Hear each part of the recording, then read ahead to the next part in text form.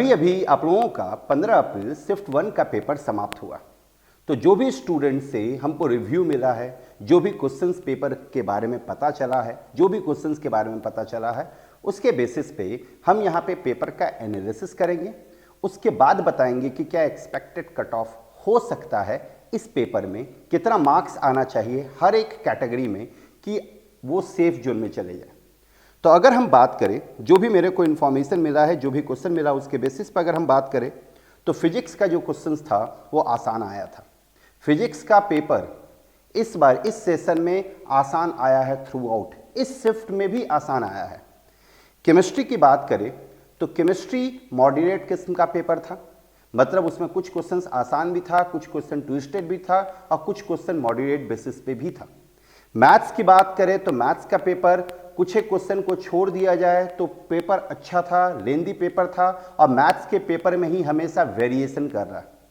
तो फिजिक्स का जो पेपर था उसमें 8 क्वेश्चन बहुत ही आसान आया था, जिसको स्टूडेंट आसानी से कर सकते हैं। 2-3 क्वेश्चंस को छोड़कर बाकी क्वेश्चंस जो था उसके बाद वो मॉडरेट था।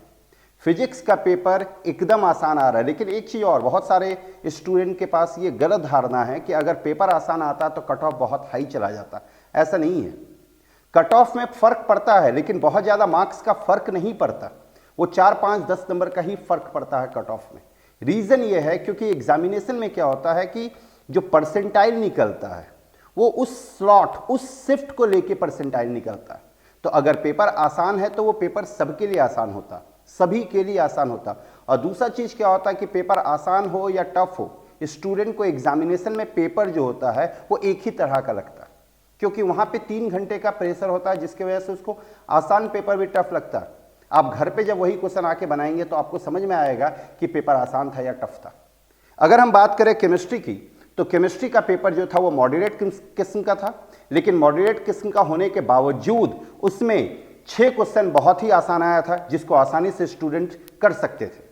4 से 5 क्वेश्चन अगेन इस बार भी ट्विस्टेड आया था, जिसको करने के लिए अच्छा केमिस्ट्री का नॉलेज होना जरूरी है, जिसको आपको रेगुलर बेसिस पर अगर आप केमिस्ट्री पढ़े हैं तो आप आसानी से कर सकते हैं।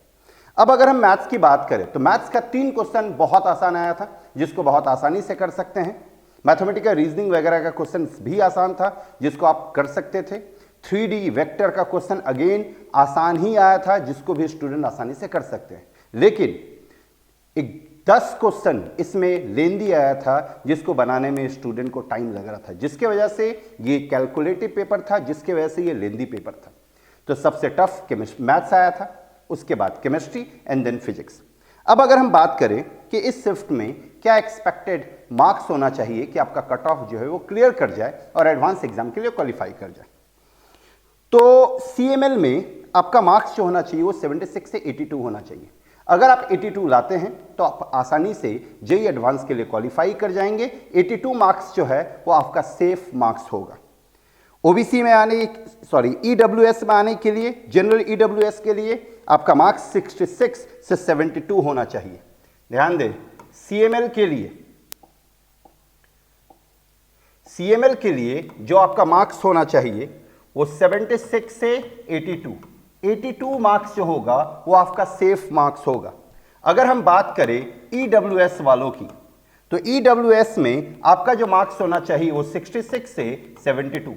अगर आप 66 से 72 ले आते हैं तो आप आसानी से सेफ जोन में चले जाएंगे, जो भी जनरल EWS में है। अगर हम बात करें OBC वालों का तो OBC वालों के लिए जो सेफ मार्क्स है वो 68 से 75। जो भी बंदा OBC कैटेगरी में आता है, अगर वो 75 मार्क्स ले आते हैं तो वो आसानी से सेफ जोन में है, वो एडवांस एग्जामिनेशन के लिए क्वालिफाई कर जाएंगे। अगर हम बात करें SC वालों की तो SC का जो कट ऑफ है वो 40 से 45 है, मतलब SC वालों के लिए जो सेफ जोन है वो 45 है और ST वालों का जो सेफ जोन है वो 23 से 28, मतलब 28 जो है उनका सेफ जोन है। मतलब CML वालों का सेफ जोन 82 है, EWS वालों का सेफ जोन 72 है, OBC वालों का सेफ जोन 75 है, SC का 45 और ST का 28। अगर आप ये मार्क्स ले आते हैं तो आप एडवांस एग्जामिनेशन के लिए आसानी से क्वालिफाई कर जाएंगे। तो ये था आपका पेपर का एनालिसिस। और क्या एक्सपेक्टेड मार्क्स होना चाहिए कि आप एडवांस एग्जाम के लिए क्वालिफाई कर जाए, वो चीज़ हम इस वीडियो में डिस्कस किए। लेकिन यहाँ पे हम जो भी इंफॉर्मेशन दिए हैं वो स्टूडेंट के रिव्यू के बेसिस पे दिए, लेकिन मोर और लेस एक्सपेक्टेड मार्क्स यही होगा, ये कंफर्म है, याद रखें एक्सपेक्टेड मार्क्स यही होगा, क्योंकि हर बार जेई में जो एक्सपेक्टेड मार्क्स जाता है वो इसी के आसपास जाता है। इतना अगर आप ले आएंगे तो ऑलमोस्ट 100% चांस है कि आप आसानी से जेई एडवांस के लिए क्वालिफाई कर जाएंगे। Thank you very much.